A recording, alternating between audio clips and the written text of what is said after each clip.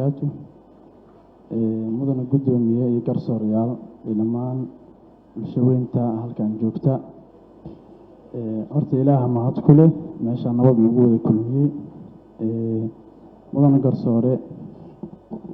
waxaa liigu soo eedeeyey inaan dilay xaaskayga taasoo ah been abuur waxnana aysan ka jirin annaga dad muslina ilaahay naga dhigay waxa ugu weyn wax lagu xukumana waa shareecada islaamka aniga maanta horta wax liigu xukumo oo maanta dembi aan geystay ma jira ayaan leeyahay balse waxaan qabaa in arinteeda loo bandhigo shareecada islaamka maadaama qof muslim ahay xaaskaygana muslimada ay ahayd eheladeennana ay yihiin labada ehelba muslimiin shareecada islaamkana markasta qof gooniya uma hiiliso keliya cadaaladda iyo maxay ahayd sida saxda ayay wax u jirtaa taa markii laga soo tago xafiiska xeer ilaaliyaha qaranka Soomaaliyeed wuxuu igu soo eedeeyay in aan dilay xaaskayga shidaal aan ku bilbilay horta taa waa maxay ahayd waa malawaal waayo hadalka markuu leeyahay goobjoog moose ahayn maxay ahayd wax CCTV camera oo ka arkay ma aha kaliya qiyaastiisa iyo maxay ahayd halku beegiisa un baa sidaa noqday qofka muslina shareecada islaamka ku dhashay in malo lagu xukumo dilna loogu xukumo laguna dilo dabcan mudan garsoore adiga iga yaqaan wax fiican inaysan ahayn maxkamadii horena waxaa lagu xukumay dil toogasho ayadoo aan la haynin wax caddeyn ah oo maanta dhihi kara sida cali ayaa dilkan geystay ayadoo la haynin marqaati dhihi kara falkan soo geysanaya markay iguna marqaati furi kara iyo kuna dhaara kara marqaati walba la keeno wuxuu ka tarjumayay waxaan arkay gabadhii saana ama dhacdada ka hor ama dhacdada kadib waan garsoore waxaan arkaa waxa lagu tilmaamay in si wax kama jiraan ahayn hadda tusbaxan awto waa 100 xabo haddaan iraato 70 xabo waaye wax suurtagal miya waa may waxaan kaloo arkaa maxay ahayd maanta dhibka dhacay waxaa lagu eedeeyay inaan dilay xaaskayga tusaale haddaan ku siiyo mudana gudoomiye maanta guriga hortiisa ama qofka gurigiisa hortiisa god ka shibay qashin ku shubay oo gubay qof wadada soo maray dadkii ku dhacay qofkaas asaga ma dilay waa meesha waxaan arkaa mudana gudoomiye kiiskii in la siyaasadeeyay oo maxay ahayd qofba qaab gooni ah oo u qaada dhigayo waxaan ka codsanayaa bulshada Soomaaliyeed in Ilaahay ka baqaan horta marka uu horeyso qof gooni ah oo god la galay ma jiro qof walba qabrigiisa ayaa sugaya maanta haddii la helo marqaati dhahayo sida cali ana arkay markuu falkan geysanayo ama CC camera laga helo ama maxay ahayd qaab kasta waxaan ogolahay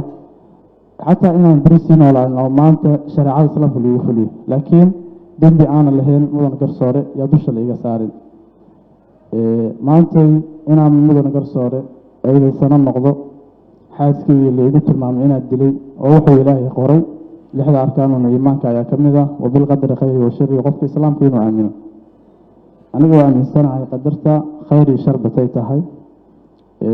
أيضا مدن قرصاري إله أكو نمعادن كسي maanta ina garteeda noqdo oo maxay xaakimkayga noqoto waan kaaga mahad celinayaa ilaahayse adina waxaan ka codsanayaa mudan garsoore si xeel dheer maxay ahayd shareecada islaamka waafaqsan inaad igu xukunto adiga igu xukumin sidii maxkamadii hore ayada marqaati leeyihiin caddeyn leeyihiin qaraar leeyihiin si mala ah qofka ibn aadanka maanta qaali wuxuu dhacay adigana qaab kale u fikir kartaa qof walbana waa sidaas marka qof ibn aadan ah oo nafle ilaahay karaameeyay maxay ahayd mala in lagu xukumana sharci qaanuuneed iyo sharci islaamba midna horta ma dhigayo waxa kale oo soo jeesanayaa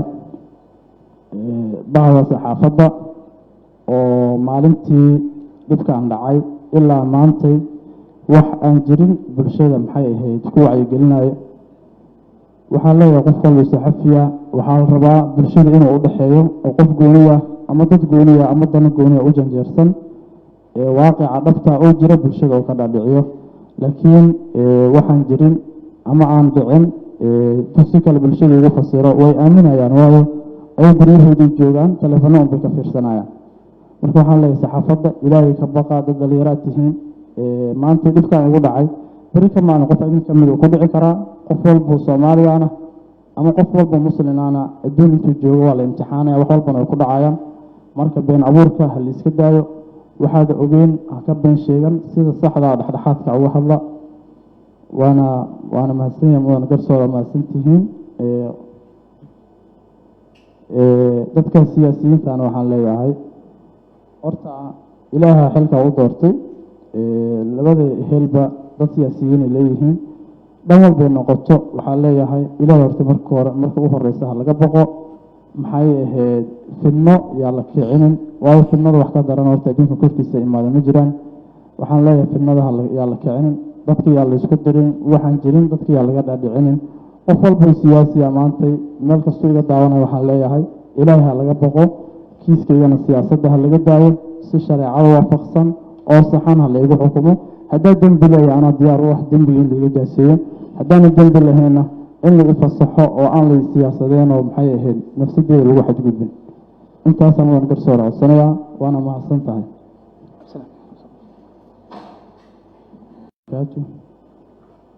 mudana guddoomiye iyo garsoorayaal iyo dhammaan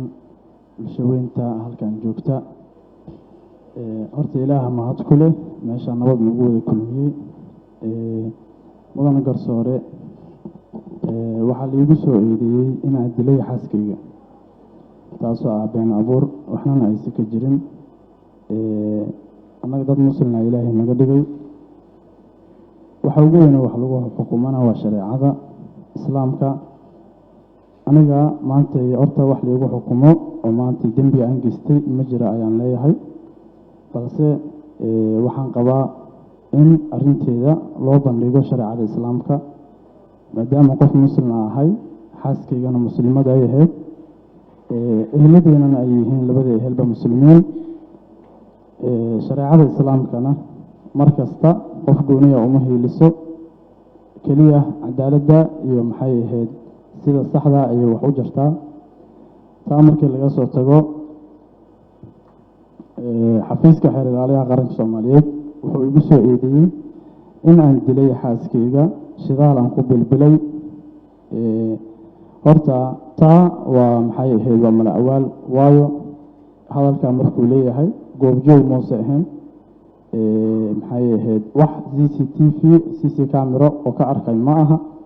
keliya qiyaastiisa iyo maxay ahayd halkubeegiisa unbaa sidaa noqday qofka muslina ee shareecada islaamka ku dhashay in malo lagu xukumo dilna loogu xukumo laguna dilo dabcan mudan garsoore adiga iga yaqaan wax fiican inaysa ahayn maxkamaddii horena waxaa laigu xukumay dil toogashaa ayadoo aan lahaynin wax caddeena oo maantay dhihi kara sida cali ayaa dilkan geystay ayadoo lahaynin markhaati dhihi kara falkan soo geysanayaan markay iguna markhaati furi kara iyo kuna dhaaro kara markhaati walba la keeno wuxuu ka tarjumayey waxaan arkay gabadhii usaana ama dhacdada ka hor ama dhacdada kadib mudan garsoore waxaan arkaa waxaa laigu tilmaamaya in si wax kama jiraan ahayn hadda tusbaxaan aawato waa 100 xabo haddaan iraa 70 xabo waaye wax suurtagal miya waa may waxaan kaloo arkaa maxay ahayd maanta dhibka dhacay waxaa laigu eedeeyey inaan dilay xaaskayga tusaalahan haddaan ku siiyo mudan guddoomiye maantay gurigayga hortiisa ama qofaa gurigiisa hortiisa god ka shiday qashina ku shubay uu gubay qofaa wadada soo maray dabkii ku dhacay qofkaas asaga maa dilay waa may sooma waxaan arkaa mudan guddoomiye kiiskayga in la siyaasadeeyey oo maxay ahayd qofba qaab gooniya oo u qaada dhigayo waxaan ka codsanayaa bulshada soomaaliyeed inay ilaahay ka baqaan horta marka u horeyso qof gooni ah oo god la galayo ma jiro qof walba qabrigiisa ayaa sugaya maantay haddii la helo markhaati dhahaayo sida cali anaa arkayay markuu falkan geysanayo ama cc camera laga helo ama maxay ahayd qaab kasta waxaan ogolahay xataa inaan beri sii noolaano maanta shareecada islaamka lagu fuliyo laakiin dembi aanan lahayn mudan garsoore yaa dusha laiga saarin maantay inaan mudan garsoore eedaysano noqdo xaaskeyga laigu tilmaamay inaad dilay oo wuxuu ilaahay qoray lixda arkaanuna iimaanka ayaa ka mid ah wabilqadari khayri wa shari qofka islaamka inuu aamino aniga waa aaminsanahay qadarta khayr iyo shar batay tahay adigana mudan garsoore ilaaha kuu nimcadan ku siiyey maanta inaad garteeda noqdo oo maxay xaakimkayga noqoto waan kaaga mahad celinayaa ilaahayse adina waxaan kaa codsanayaa mudan garsoore si xeel dheer maxay ahayd shareecada islaamka waafaqsan inaad igu xukunto aad igu xukumin sidii maxkamadii hore ayada markhaati laiga hin caddeyn laiga hin qaraar laiga hinin si mala ah qofka ibni aadankaa maantay qaabay wax u dhaceen adigana qaab kale u fikiri kartaa qof walbana waa sidaas marka qof ibni aadan ah oo naf leh ilaahay karaameeyey maxay ahayd mala in lagu xukumana sharci qaanuuneed iyo sharci islaamba midna horta ma dhigaayo waxaa kaloo usoo jeesanayaa bahda saxaafadda oo maalintii dhibkaan dhacay ilaa maantay wax aan jirin bulshada maxay ahayd ku wacyigelinayo waxaa leeyahay qof walba saxafiya waxaa la rabaa bulshada inuu u dhexeeyo oo qof gooniya ama dad gooniya ama dano gooniya u janjeersan waaqica dhabta oo jira bulshada oo ka dhaadhiciyo laakiin waxaan jirin ama aan dhicin si kale bulshada ugu fasiro way aaminayaan waayo ay guryahoodii joogaan telefono unbay ka fiirsanayaan marka waxaan leeyahay saxaafadda ilaahay ka baqa dad dhalinyaraad tihiin maanta dhibkaan igu dhacay beri ka maalin qof idin kamid uu ku dhici karaa qof walba soomaaligaana ama qof walba muslinaana adduun intuu joogo waa la imtixaanaya wax walbana way ku dhacayaan marka been abuurka ha la iska daayo waxaad ogeyn ha ka been sheegan sida saxda dhexdhexaadka uga hadla waana mahadsanyahay mudan garsooda mahadsantihiin dadka siyaasiyiintana waxaan leeyahay horta ilaaha xilka u doortay labada helba dad siyaasiyiinay leeyihiin dhan walbay noqoto waxaan leeyahay ilaah horta marka u horeysa ha laga boqo maxay ahayd fidno yaa la kicinin waayo fidnada wax ka daran horta adduunka korkiisa imaada ma jiraan waxaan leeyahay fidnada yaa la kicinin dadka yaa la isku dirin waxaan jirin dadka yaa laga dhaadhicinin qof walba siyaasiya maantay meel kastuu iga daawanaya waxaan leeyahay ilaahay ha laga boqo kiiskaygana siyaasadda ha laga daayo si shareecada waafaqsan oo saxan ha laygu xukumo haddaa dembi leeya anaa diyaar u ah dembiga in laiga jaaseeyo haddaana dembi lahayna in la ifasaxo oo aan lay siyaasadeen oo maxay ahayd nafsadeeda lagu xadgudbin intaasaan mudan garsoore codsanayaa waana mahadsan tahay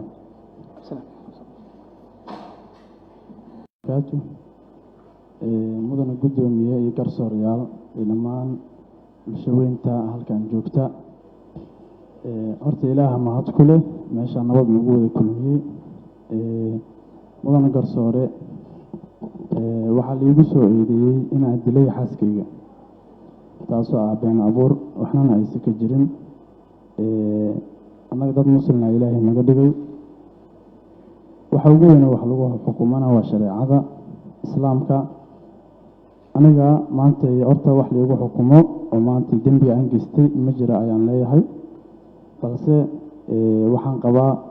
in arinteeda loo bandhigo shareecada islaamka maadaama qof muslima ahay xaaskaygana muslimada ay ahayd eheladeennana ay yihiin labada ehelba muslimiin shareecada islaamkana mar kasta qof gooniya uma hiiliso keliya cadaaladda iyo maxay ahayd sida saxda ayay wax u jirtaa taa markii laga soo tago xafiiska xeer ilaaliyaha qaranka soomaaliyeed wuxuu igu soo eedeeyey in aan dilay xaaskayga shidaal aan ku bilbilay horta taa waa maxay ahayd waa mala awaal waayo hadalkaa markuu leeyahay goobjoog muuse ahayn maxay ahayd wax cc camero oo ka arkay ma aha keliya qiyaastiisa iyo maxay ahayd halkubeegiisa unbaa sidaa noqday qofka muslina ee shareecada islaamka ku dhashay in malo lagu xukumo dilna loogu xukumo laguna dilo dabcan mudan garsoore adiga iga yaqaan wax fiican inaysa ahayn maxkamaddii horena waxaa liigu xukumay dil toogashaa ayadoo aan lahaynin wax caddeena oo maantay dhihi kara sida cali ayaa dilkan geystay ayadoo lahaynin markhaati dhihi kara falkan soo geysanayaan markay iguna markhaati furi kara kuna dhaaro kara markhaati walba la keeno wuxuu ka tarjumayay waxaan arkay gabadhii Usana ama dhacdada ka hor ama dhacdada kadib mudan garsoore waxaan arkaa waxaa liigu tilmaamaya in si wax kama jiraan ahayn hadda tusbaxaan awto waa 100 xabo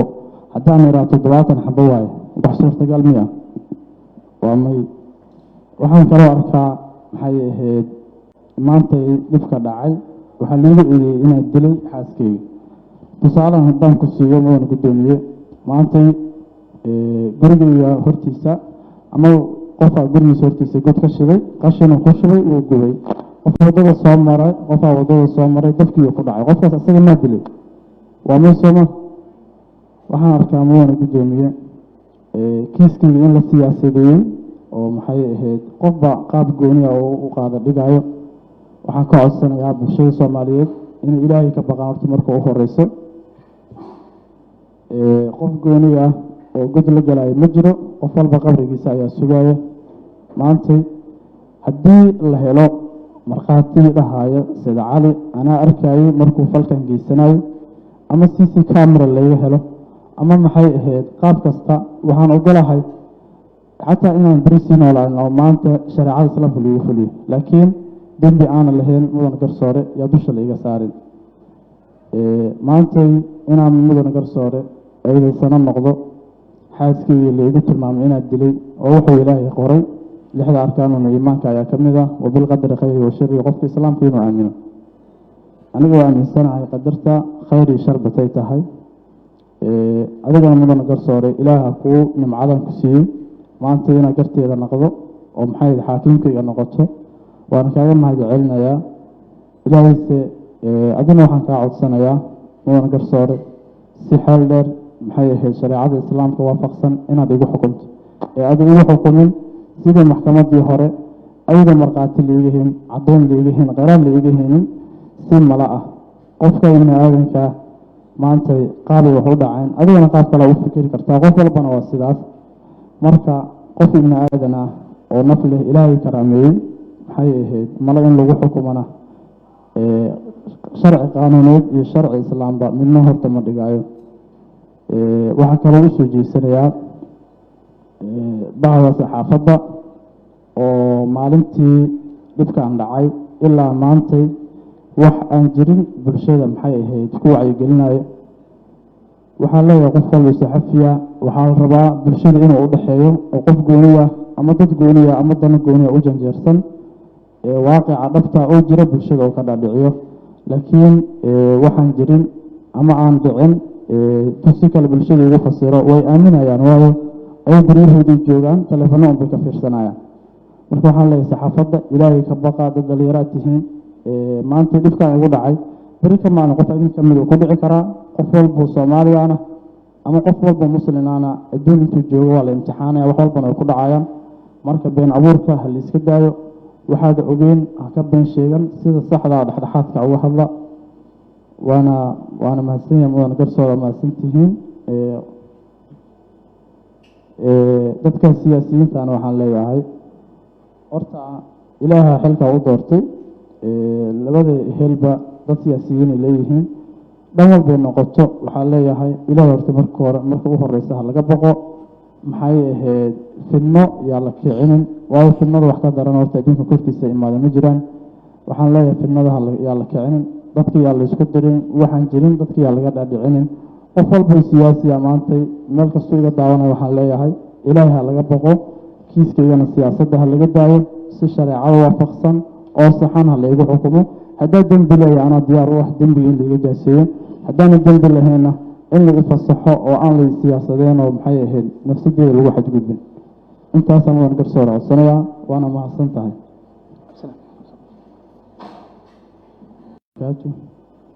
mudana guddoomiye iyo garsoorayaal iyo dhammaan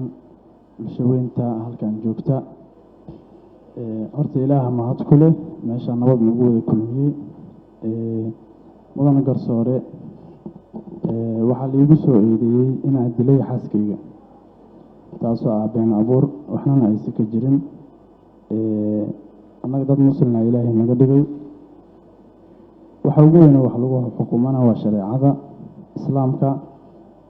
aniga maanta horta wax liigu xukumo oo maanta dembi aan geystay ma jira ayaan leeyahay,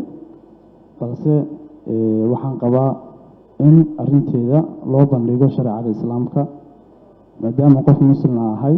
xaaskaygana muslimada ay ahayd, eheladeennana ay yihiin labada ehelba muslimiin. shareecada islaamkana mar kasta qof gooniya uma hiiliso, keliya cadaaladda iyo maxay ahayd sida saxda ayay wax u jirtaa. taa markii laga soo tago, xafiiska xeer ilaaliyaha qaranka Soomaaliyeed wuxuu igu soo eedeeyey in aan dilay xaaskayga, shidaal aan ku bilbilay. horta taa waa maxay ahayd waa mala awaal, waayo hadalka markuu leeyahay goobjoog muuse ahayn, maxay ahayd wax CC camera oo ka arkay ma aha,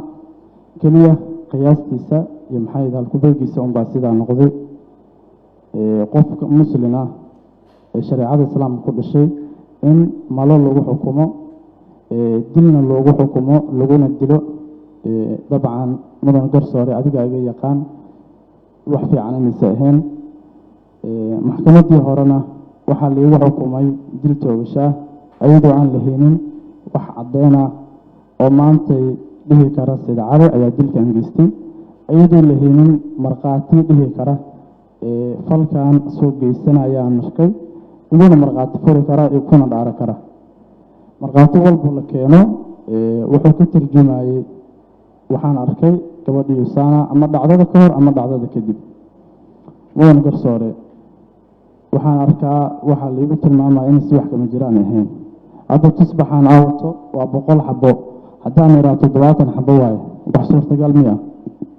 waa may. waxaan kaloo arkaa maxay ahayd maantay dhibka dhacay waxaa liigu eedeeyey inaan dilay xaaskayga. tusaalahan haddaan ku siiyo mudan guddoomiye, maantay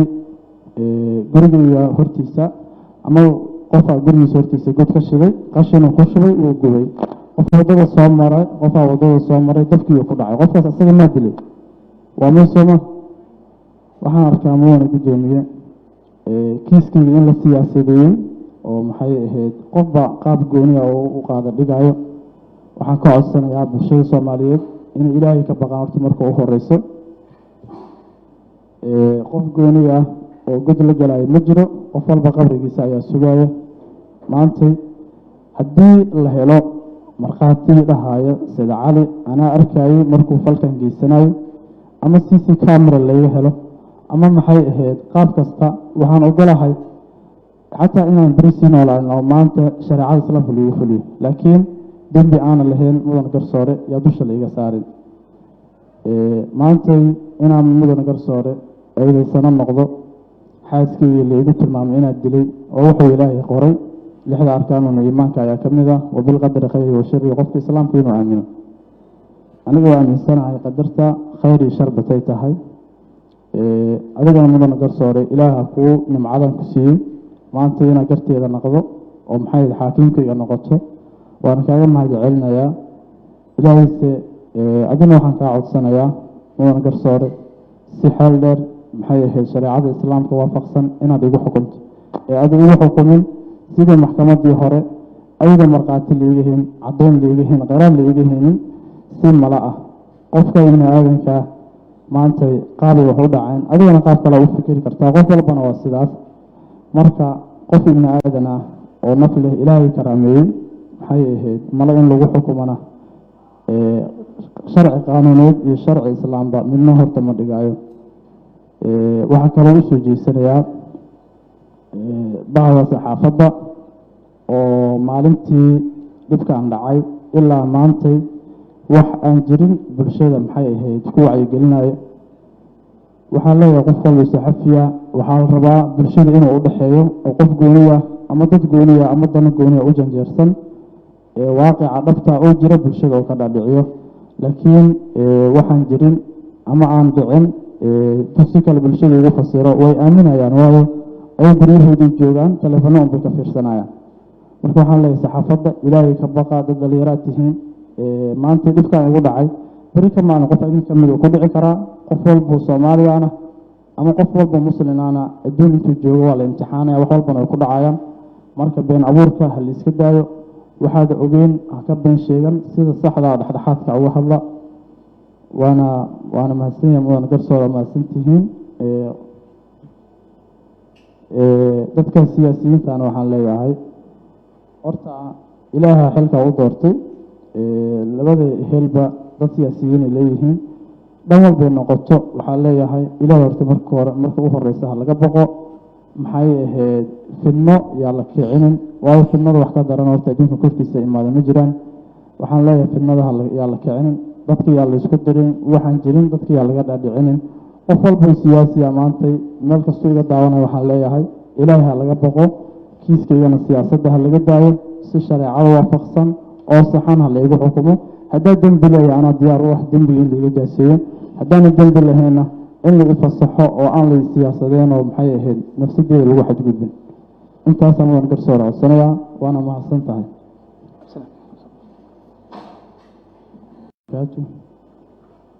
mudana guddoomiye iyo garsoorayaal iyo dhammaan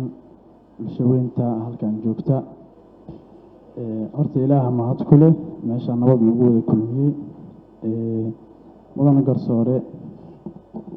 waxaa laigu soo eedeeyey inaan dilay xaaskayga taasoo ah been abuur waxnana aysa ka jirin annaga dad muslina ilaahay naga dhigay waxa ugu weyne wax lagu xukumana waa shareecada islaamka aniga maanta horta wax laigu xukumo oo maanta dembi aan geystay ma jira ayaan leeyahay balse waxaan qabaa in arinteeda loo bandhigo shareecada islaamka maadaama qof muslima ahay xaaskaygana muslimada ay ahayd eheladeynana ay yihiin labada ehelba muslimiin shareecada islaamkana mar kasta qof gooniya uma hiiliso keliya cadaaladda iyo maxay ahayd sida saxda ayay wax u jirtaa taa markii laga soo tago xafiiska xeer ilaaliyaha qaranka soomaaliyeed wuxuu igu soo eedeeyey in aan dilay xaaskayga shidaal aan ku bilbilay horta taa waa maxay ahayd waa mala awaal waayo hadalkaa markuu leeyahay goobjoog moose ahayn maxay ahayd wax CCTV camero oo ka arkay ma aha keliya qiyaastiisa iyo maxay ahayd halku-beegiisa unbaa sidaa noqday qofka muslima ee shareecada islaamka ku dhashay in malo lagu xukumo dilna loogu xukumo laguna dilo dabcan mudan garsoore adiga iga yaqaan wax fiican inaysa ahayn maxkamaddii horena waxaa laigu xukumay dil toogashaa ayadoo aan lahaynin wax caddeena oo maantay dhihi kara sida cado ayaa dilkan geystay ayadoo lahaynin markhaati dhihi kara falkan soo geysanayaan arkay iguna markhaati furi kara iyo kuna dhaaro kara markhaati walba la keeno wuxuu ka tarjumayey waxaan arkay gabadhii Yusaana ama dhacdada ka hor ama dhacdada kadib mudan garsoore waxaan arkaa waxaa laigu tilmaamaya in si wax kama jiraan ahayn hadda tusbaxaan awto waa 100 xabo haddaan iraa 70 xabo waaye wax suurtagal miya waa may waxaan kaloo arkaa maxay ahayd maanta dhibka dhacay waxaa laigu eedeeyey inaan dilay xaaskayga tusaalahan haddaan ku siiyo mudan guddoomiye maanta gurigayga hortiisa ama qofaa gurigiisa hortiisa god ka shiday qashina ku shubay uu gubay qof wadada soo maray qofaa wadada soo maray dabkii ku dhacay qofkaas asaga ma dilay waa meesoma waxaan arkaa mudan guddoomiye kiiskayga in la siyaasadeeyey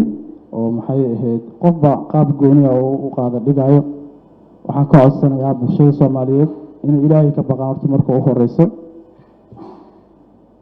qof gooniya oo god la galay ma jiro qof walba qabrigiisa ayaa sugaya maanta haddii la helo markhaati dhahaayo sida cali anaa arkayay markuu falkan geysanayo ama cc camera laga helo ama maxay ahayd qaab kasta waxaan ogolahay xataa inaan beri sii noolaan oo maanta shareecada islaamka lagu fuliyo laakiin dembi aanan lahayn mudan garsoore yaa dusha laiga saarin maantay inaan mudan garsoore eedaysano noqdo xaaskeyga laigu tilmaamay inaad dilay oo wuxuu ilaahay qoray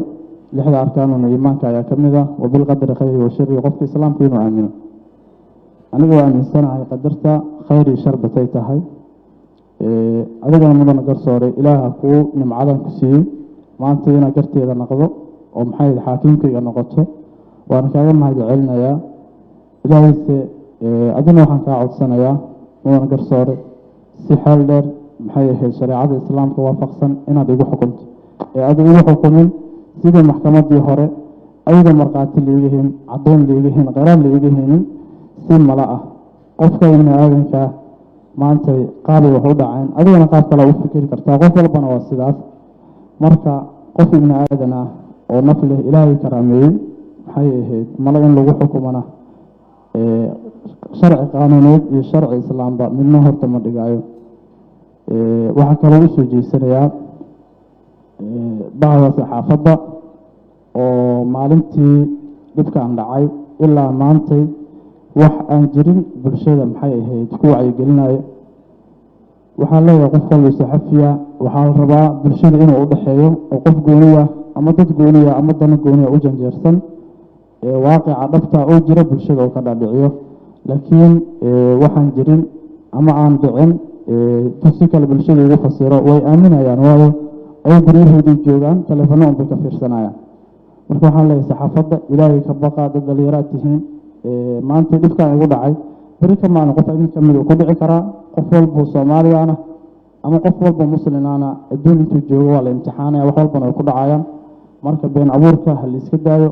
waxaad ogeyn ha ka been sheegan sida saxda dhexdhexaadka uga hadla waana mahadsan yahay mudan garsoora mahadsan tihiin dadka siyaasiyiintana waxaan leeyahay horta ilaaha xilka u doortay labada helba dad siyaasiyiin ay leeyihiin dhan walbay noqoto waxaa leeyahay ilaah horta marka u horeysa ha laga boqo maxay ahayd fidno yaa la kicinin waayo fidnada wax ka daran horta adduunka korkiisa imaada ma jiraan waxaan leeyahay fidnada yaa la kicinin dadka yaa la isku dirin waxaan jirin dadka yaa laga dhaadhicinin qof walba siyaasiya maantay meel kastoo iga daawanaya waxaan leeyahay ilaahay ha laga boqo kiiskaygana siyaasadda ha laga daayo si shareecada waafaqsan oo saxan ha laygu xukumo haddaa dembi leeya anaa diyaar u ah dembiga in laiga jaaseeyo haddaana dembi lahayna in la ifasaxo oo aan la siyaasadeen oo maxay ahayd nafsadeeda lagu xadgudbin intaasaan waan garsoor codsanayaa waana mahadsan tahay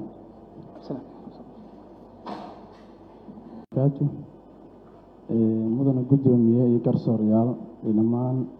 bulshaweynta halkan joogta horta ilaaha mahad ku leh meeshaa nabad nagu wada kulmiyey mudana garsoore waxaa laigu soo eedeeyey inaan dilay xaaskayga taasoo ah been abuur waxnana aysa ka jirin annaga dad muslina ilaahay naga dhigay waxa ugu weyne wax lagu xukumana waa shareecada islaamka aniga maanta horta wax laigu xukumo oo maanta dembi aan geystay ma jira ayaan leeyahay balse waxaan qabaa in arinteeda loo bandhigo shareecada islaamka maadaama qof muslima ahay xaaskaygana muslimada ay ahayd eheladeennana ay yihiin labada ehelba muslimiin shareecada islaamkana mar kasta qof gooniya uma hiiliso keliya cadaaladda iyo maxay ahayd sida saxda ayay wax u jirtaa taa markii laga soo tago xafiiska xeer ilaaliyaha qaranka soomaaliyeed wuxuu igu soo eedeeyey in aan dilay xaaskayga shidaal aan ku bilbilay horta taa waa maxay ahayd waa mala awaal waayo hadalkaa markuu leeyahay goobjoog moose ahayn maxay ahayd wax cc camero oo ka arkay ma aha keliya qiyaastiisa iyo maxay ahayd halkubeegiisa unbaa sidaa noqday qofka muslin ah ee shareecada islaamka ku dhashay in malo lagu xukumo dilna loogu xukumo laguna dilo dabcan mudan garsoore adiga iga yaqaan wax fiican inaysa ahayn maxkamaddii horena waxaa liigu xukumay dil toogashaa ayadoo aan la haynin wax caddeyn ah oo maantay dhihi kara sida cali ayaa dilkan geystay ayadoo la haynin markhaati dhihi kara falkan soo geysanayaan arkay iguna markhaati furi kara iyo kuna dhaaro kara markhaati walba la keeno wuxuu ka tarjumayey waxaan arkay gabadhii Usana ama dhacdada ka hor ama dhacdada kadib mudan garsoore waxaan arkaa waxaa liigu tilmaamaya in si wax kama jiraan ahayn hadda tusbaxaan awto waa 100 xabo haddaan iraa 70 xabo waaye wax suurtagal miya waa may waxaan kaloo arkaa maxay ahayd maantay dhibka dhacay waxaa liigu eedeeyey inaan dilay xaaskeyga tusaalahan haddaan ku siiyo mudan gudoomiye maantay gurigeyga hortiisa ama qofaa gurigiisa hortiisa god ka shiday qashina ku shubay wuu gubay qofaa wadada soo maray dabkii ku dhacay qofkaas asaga ma dilay waa may sooma waxaan arkaa mudan gudoomiye kiiskii in la siyaasadeeyey oo maxay ahayd qofba qaab gooni ah oo u qaada dhigayo waxaan ka codsanayaa bulshada Soomaaliyeed in Ilaahay ka baqaan horta marka u horeyso qof gooni ah oo god la galay ma jiro qof walba qabrigiisa ayaa sugaya maanta haddii la helo markhaati dhahaya sida cali anaa arkayay markuu falkan geysanayo ama CC camera laga helo ama maxay ahayd qaab kasta waxaan ogolahay xataa inaan barisin oo maanta shariicada islaamka lagu fuliyo laakiin dembi aan lahayn mudan garsoore yaa dusha laga saarin maanta inaan mudan garsoore aydaysana noqdo xaaskii leeyahay tilmaamay inaad dilay oo wuxuu Ilaahay qoray lixda arkaanuna iimaanka ayaa kamid ah oo bil qadar khayr iyo shar qofka islaamka inuu aamino aniga waan aaminsanahay qadarta khayr iyo shar batay tahay adigana mudan garsoore Ilaaha ku nimcadan ku siiyay maanta ina garteeda noqdo oo maxay xaakimkayga noqoto waan kaaga mahadcelinayaa Ilaahayse adina waxaan ka codsanayaa mudan garsoore si xal dheer maxay ahayd shariicada islaamka waafaqsan inaad igu xukunto adiga igu xukumin sida maxkamaddii hore ayada markhaati leeyihiin caddeyn leeyihiin qaraar leeyihiin si mala ah qofka ibn aadanka maanta qaab wax u dhaceen adigana qaab kale u fikir kartaa qof walbana waa sidaas marka qof ibn aadan ah oo naf leh Ilaahay karaameeyay maxay ahayd mala in lagu xukumana sharci qaanuuneed iyo sharci islaamba midna horta ma dhigayo waxaa kaloo u soo jeesanayaa bahda saxaafadda oo maalintii dhibkan dhacay ilaa maantay wax aan jirin bulshada maxay ahayd ku wacyigelinayo waxaa leeyahay qof walba saxafiya waxaa la rabaa bulshada inuu u dhaxeeyo oo qof gooniya ama dad gooniya ama dana gooniya u janjeersan waaqica dhabta oo jira bulshada oo ka dhaadhiciyo laakiin waxaan jirin ama aan dhicin si kale bulshada ugu fasiro way aaminayaan waayo ay guryahoodii joogaan telefono un bay ka fiirsanayaan marka waxaan leeyahay saxaafadda Ilaahay ka baqa dad dhalinyaro tihiin maanta dhibkan ugu dhacay bari ka maalin qof idin kamid ku dhici karaa qof walba Soomaaliyaana ama qof walba Muslimaana adduunka jooga waa la imtixaanaya wax walbana ay ku dhacayaan marka been abuurka hal iska daayo waxaad ogeen ka been sheegan sida saxda ah dhexdhexaadka uga hadla waana mahadsanyahay mudan garsoore mahadsantihiin dadka siyaasiyiinta waxaan leeyahay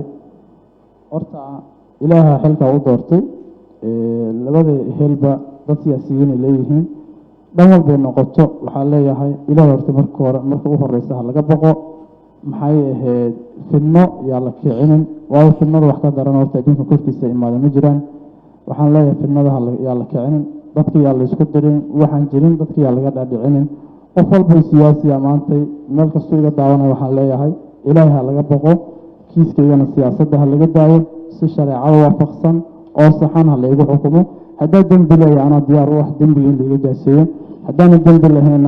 in lagu fasaxo oo aan la siyaasadeen oo maxay ahayd nafsadeeda lagu xadgudbin intaas aan garsoor codsanaya waana mahadsan tahay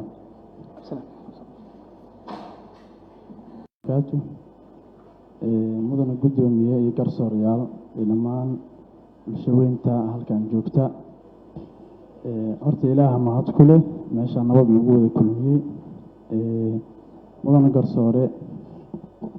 waxaa liigu soo eedeeyey inaan dilay xaaskayga taasoo ah been abuur waxnana aysan ka jirin annaga dad muslina ilaahay naga dhigay waxa ugu weyn wax lagu xukumana waa shareecada islaamka aniga maanta horta wax liigu xukumo oo maanta dembi aan geystay ma jira ayaan leeyahay balse waxaan qabaa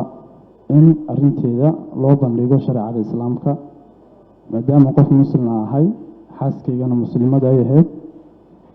eheladeennana ay yihiin labada ehelba muslimiin shareecada islaamkana mar kasta qof gooniya uma hiiliso keliya cadaaladda iyo maxay ahayd sida saxda ayay wax u jirtaa taa markii laga soo tago xafiiska xeer ilaaliyaha qaranka soomaaliyeed wuxuu igu soo eedeeyey in aan dilay xaaskayga shidaal aan ku bilbilay horta taa waa maxay ahayd waa mala awaal waayo hadalkaa markuu leeyahay goobjoog muuse ahayn maxay ahayd wax CCTV camero oo ka arkay ma aha keliya qiyaastiisa iyo maxay ahayd halkubeegiisa unbaa sidaa noqday qofka muslina ee shareecada islaamka ku dhashay in malo lagu xukumo dilna loogu xukumo laguna dilo dabcan mudan garsoore adiga iga yaqaan wax fiican inaysa ahayn maxkamaddii horena waxaa liigu xukumay dil toogashaa ayadoo aan lahaynin wax caddeena oo maantay dhihi kara sida cali ayaa dilkan geystay ayadoo lahaynin markhaati dhihi kara falkan soo geysanayaan arkay iguna markhaati furi kara iyo kuna dhaara kara markhaati walba la keeno wuxuu ka tarjumayey waxaan arkay gabadhii Yusaana ama dhacdada ka hor ama dhacdada kadib mudan garsoore waxaan arkaa waxaa liigu tilmaamaya in si wax kama jiraan ahayn hadda tusbaxaan awto waa 100 xabo haddaan iraa 70 xabo waaye wax suurtagal miya waa may waxaan kaloo arkaa maxay ahayd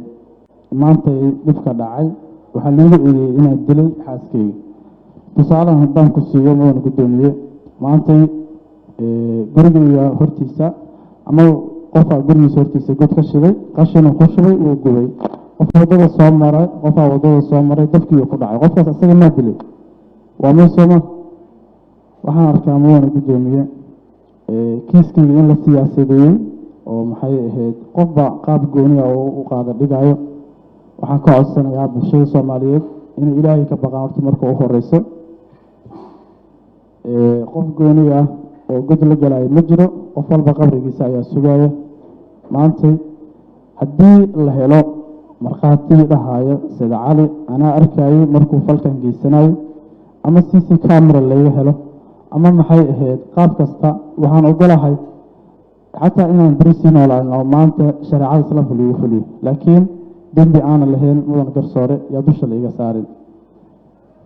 maanta inaan mudan garsoore eedaysana noqdo xaaskayga liigu tilmaamay inaad dilay oo wuxuu ilaahay qoray lixda arkaanuna iimaanka ayaa ka mid ah wabilqadri khayri wa sharri qofka islaamka inuu aamino aniga waa aaminsanahay qadarta khayr iyo shar batay tahay adigana mudan garsoore ilaaha kuu nimcadan ku siiyey maanta inaad garteeda noqdo oo maxay xaakimkayga noqoto waan kaaga mahad celinayaa ilaahayse adina waxaan kaa codsanayaa mudan garsoore si xeel dheer maxay ahayd shareecada islaamka waafaqsan inaad igu xukunto adiga igu xukumin sidii maxkamaddii hore ayada markhaati liigahin caddeyn liigahin qaraar liigahin si mala ah qofka ibni aadanka maanta qaabay wax u dhaceen adigana qaab kale u fikiri kartaa qof walbana waa sidaas marka qof ibni aadan ah oo naf leh ilaahay karaameeyey maxay ahayd mala in lagu xukumana sharci qaanuuneed iyo sharci islaamba midna horta ma dhigayo waxaa kaloo u soo jeesanayaa bahda saxaafadda oo maalintii dhibkaan dhacay ilaa maantay wax aan jirin bulshada maxay ahayd ku wacyigelinayo waxaa leeyahay qof walba saxafiya waxaa la rabaa bulshada inuu u dhexeeyo oo qof gooniya ama dad gooniya ama dano gooniya u janjeersan waaqica dhabta oo jira bulshada oo ka dhaadhiciyo laakiin waxaan jirin ama aan dhicin si kale bulshada ugu fasiro way aaminayaan waayo ay guryahoodii joogaan telefono unbay ka fiirsanayaan marka waxaan leeyahay saxaafadda ilaahay ka baqa dad dhalinyaraad tihiin maanta dhibkan igu dhacay beri ka maalin qof idin kamid uu ku dhici karaa qof walba soomaaliyaana ama qof walba muslimaana adduun intuu joogo waa la imtixaanaya wax walbana way ku dhacayaan marka been abuurka ha la iska daayo waxaad ogeyn ha ka been sheegan sida saxda dhexdhexaadka uga hadla waana mahadsanyahay mudan garsooda mahadsantihiin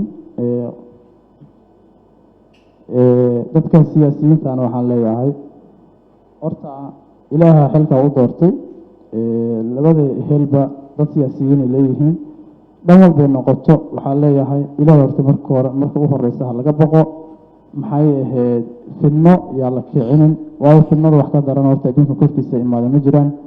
waxaan leeyahay fidnada yaa la kicinin dadka yaa la isku dirin waxaan jirin dadka yaa laga dhaadhicinin qof walba siyaasiya maantay meel kastoo iga daawanaya waxaan leeyahay ilaahay ha laga boqo kiiskaygana siyaasadda ha laga daayo si shareecada waafaqsan oo saxan ha laygu xukumo haddaa dembi leeya anaa diyaar u ah dembiga in laiga jaaseeyo haddaana dembi lahayna in la ifasaxo oo aan lay siyaasadeen oo maxay ahayd nafsadeeda lagu xadgudbin intaasaan mudan garsoor codsanayaa waana mahadsan tahay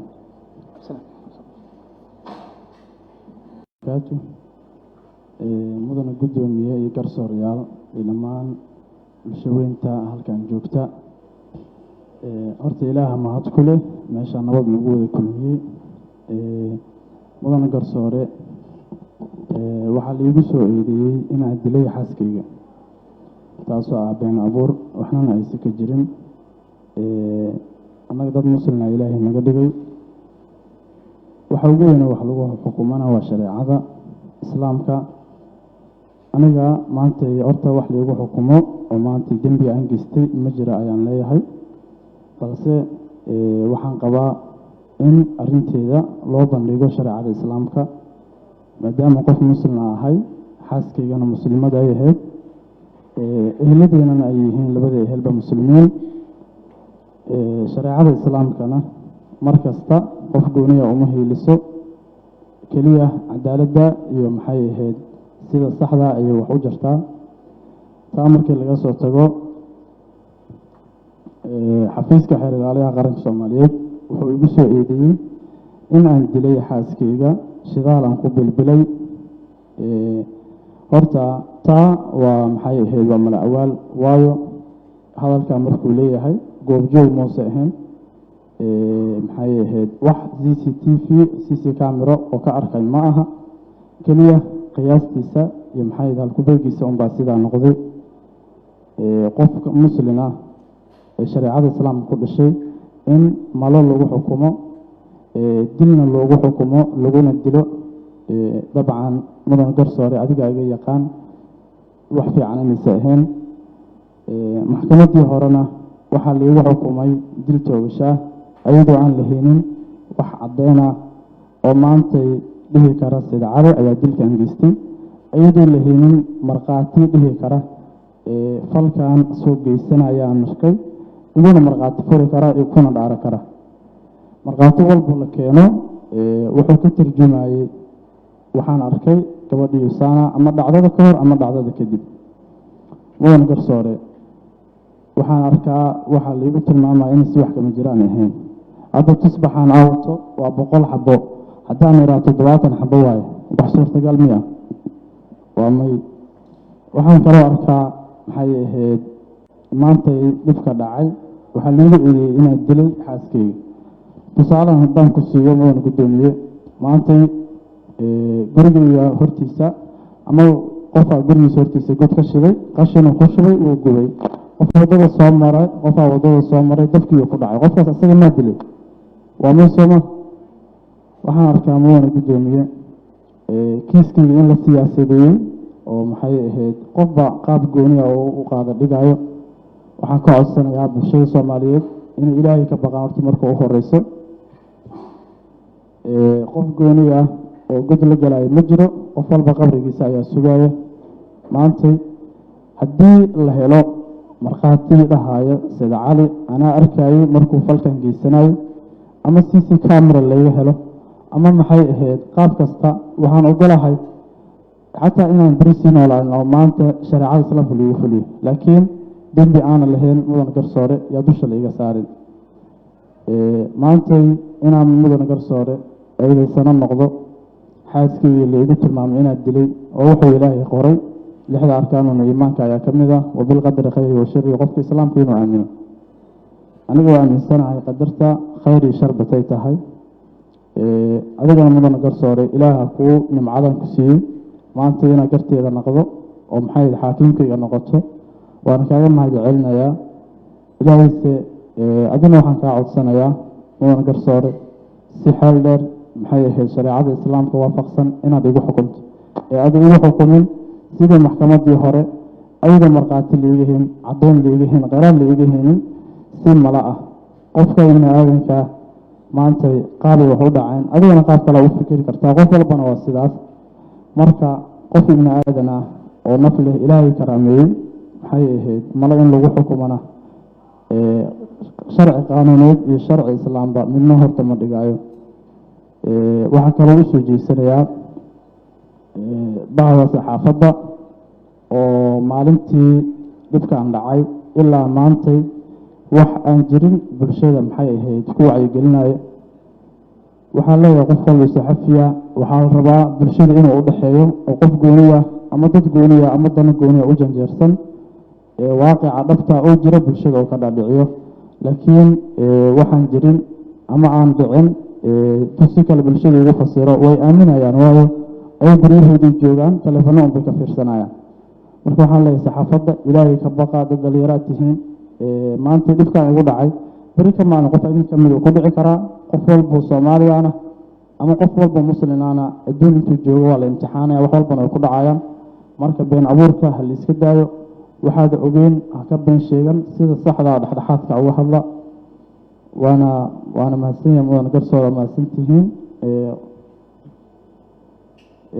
dadka siyaasiyiintana waxaan leeyahay horta ilaaha xilka u doortay labada helba dad siyaasiyiin ay leeyihiin dhan walbay noqoto waxaan leeyahay ilaah horta marka u horeysa ha laga boqo maxay ahayd fidno yaa la kicinin waayo fidnada wax ka daran horta adduunka korkiisa imaada ma jiraan waxaan leeyahay fidnada yaa la kicinin dadka yaa la isku dirin waxaan jirin dadka yaa laga dhaadhicinin qof walba siyaasiya maantay meel kastoo iga daawanaya waxaan leeyahay ilaahay ha laga boqo kiiskaygana siyaasadda ha laga daayo si shareecada waafaqsan oo saxan ha laygu xukumo haddaa dembi leeya anaa diyaar u ah dembiga in laiga jaaseeyo haddaana dembi lahayna in la ifasaxo oo aan la siyaasadeen oo maxay ahayd nafsadeeda lagu xadgudbin intaasaan mudan garsoore codsanayaa waana mahadsan tahay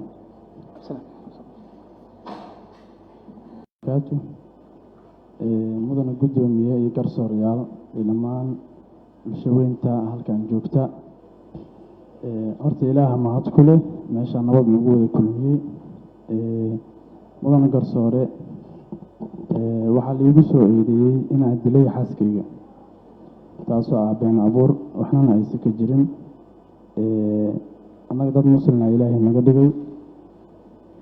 waxa ugu weyne wax lagu xukumana waa shareecada islaamka aniga maanta horta wax laigu xukumo oo maanta dembiga aan geystay ma jira ayaan leeyahay balse waxaan qabaa in arinteeda loo bandhigo shareecada islaamka maadaama qof muslim ahay xaaskaygana muslimada ay ahayd eheladeennana ay yihiin labada ehelba muslimiin shareecada islaamkana mar kasta qof gooniya uma hiiliso keliya cadaaladda iyo maxay ahayd sida saxda ayay wax u jirtaa taa markii laga soo tago xafiiska xeer ilaaliyaha qaranka soomaaliyeed wuxuu igu soo eedeeyey in aan dilay xaaskayga shidaal aan ku bilbilay horta taa waa maxay ahayd waa mala awaal waayo hadalkaa markuu leeyahay goobjoog moose ahayn maxay ahayd wax cc camero oo ka arkay ma aha keliya qiyaastiisa iyo maxay ahayd halkubeegiisa unbaa sidaa noqday qofka muslim ah ee shareecada islaamka ku dhashay in malo lagu xukumo dilna loogu xukumo laguna dilo dabcan mudan garsoore adiga iga yaqaan wax fiican inaysa ahayn maxkamaddii horena waxaa liigu xukumay dil toogasho ah ayadoo aan lahaynin wax caddeena oo maantay dhihi kara sida cali ayaa dilkan geystay ayadoo lahaynin markhaati dhihi kara falkan soo geysanayaan markay iguna markhaati furi kara kuna dhaaro kara markhaati walba la keeno wuxuu ka tarjumayey waxaan arkay gabadhii Usana ama dhacdada ka hor ama dhacdada kadib mudan garsoore waxaan arkaa waxaa liigu tilmaamaya in si wax kama jiraan ahayn hadda tusbaxaan awto waa 100 xabo haddaan iraato 70 xabo waaye wax suurtagal miya waa may waxaan kaloo arkaa maxay ahayd maanta dhibka dhacay waxaa liigu eedeeyay inaan dilay xaaskeyga tusaalahan haddaan ku siiyo mudan gudoomiye maanta gurigeyga hortiisa ama qofaa gurigiisa hortiisa god ka shiday qashina ku shubay uu gubay qof wadada soo maray dadkii ku dhacay qofkaas asaga ma dilay waa meesha waxaan arkaa mudan gudoomiye kiiskeyga in la siyaasadeeyey oo maxay ahayd qofba qaab gooni ah oo u qaada dhigayo waxaan ka codsanayaa bulshada Soomaaliyeed in Ilaahay ka baqaan horta marka u horeyso qof gooni ah oo god la galay ma jiro qof walba qabrigiisa ayaa sugaya maanta haddii la helo markhaati dhahaya sida cali anaa arkayay markuu falkan geysanayo ama CC camera laga helo ama maxay ahayd qaab kasta waxaan ogolahay xataa inaan barisi noolaan oo maanta shariicada islaamka lagu fuliyo laakiin dambi aan lahayn mudan garsoore yaa dusha la iga saarin maanta inaan mudan garsoore aydaysana noqdo xaaskeyga leegu tilmaamay inaad dilay oo wuxuu ilaahay qoray lixda arkaanuna iimaanka ayaa ka mid ah wabilqadri khayri wa sharri qofka islaamka inuu aamino aniga waa aaminsanahay qadarta khayr iyo shar batay tahay adigana mudan garsoore ilaaha kuu nimcadan ku siiyey maanta inaad garteeda noqdo oo maxay xaakimkayga noqoto waana kaaga mahadcelinayaa ilaahayse adina waxaan kaa codsanayaa mudan garsoore si xeel dheer maxay ahayd shariicada islaamka waafaqsan inaad igu xukunto aad igu xukumin sidii maxkamaddii hore ayada markhaati leeyihiin caddeyn leeyihiin qaraar leeyihiin si mala ah qofka ibni aadanka maanta qaabay wax u dhaceen adigana qaab kale u fikiri kartaa qof walbana waa sidaas marka qof ibni aadan ah oo naf leh ilaahay karaameeyey maxay ahayd mala in lagu xukumana sharci qaanuuneed iyo sharci islaamba midna horta ma dhigayo waxaa kaloo u soo jeesanayaa bahda saxaafadda oo maalintii dhibkan dhacay ilaa maantay wax aan jirin bulshada maxay ahayd ku wacyigelinayo waxaa leeyahay qof walba saxafiya waxaa la rabaa bulshada inuu u dhexeeyo oo qof gooniya ama dad gooniya ama dana gooniya u janjeersan waaqica dhabta oo jira bulshada oo ka dhaadhiciyo laakiin waxaan jirin ama aan dhicin si kale bulshada ugu fasiro way aaminayaan waayo ay guryahoodii joogaan telefono bay ka fiirsanayaan marka waxaan leeyahay saxaafadda ilaahay ka baqa dad dhalinyaro tihiin maanta dhibkan ugu dhacay bari ka maalin qof idin ka mid ku dhici karaa qof walba Soomaaliyaana ama qof walba muslinaana adduun intuu joogo waa la imtixaanaya wax walbana ay ku dhacayaan marka been abuurka hal iska daayo waxaad ogeyn ka been sheegan sida saxda ah dhexdhexaadka uga hadla waana mahadsanyahay mudan garsoore mahadsantihiin dadka siyaasiyiintaana waxaan leeyahay horta ilaaha xilka u doortay labada helba dad siyaasiyiin leeyihiin dhan walba noqoto waxaan leeyahay ilaaha horta marka u horeysa laga baqo maxay ahayd fidno yaa la kicinin waayo fidnada wax ka daran horta adduunka korkiisa imaada ma jiraan waxaan leeyahay fidnada yaa la kicinin dadka yaa la isku dirin waxaan jirin dadka yaa laga dhaadhicinin qof walba siyaasi maantay meel kastoo iga daawanaya waxaan leeyahay ilaahay ha laga baqo kiiskaygana siyaasadda ha laga daayo si shareecada waafaqsan oo saxan ha laygu xukumo haddaa dembi leeyahay anaa diyaar u ah dembiga in laiga jaaseeyo haddaana dembi lahayna in lagu fasaxo oo aan la siyaasadeen oo maxay ahayd nafsadeeda lagu xadgudbin intaasaan waan garsoore codsanayaa waana mahadsan tahay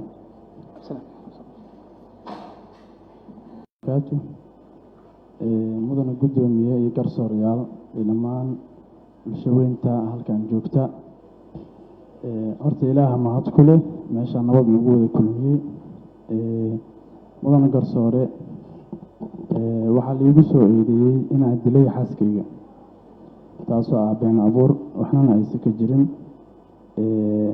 annaga dad muslimna ilaahay naga dhigay. waxa ugu weyn wax lagu xukumana waa shareecada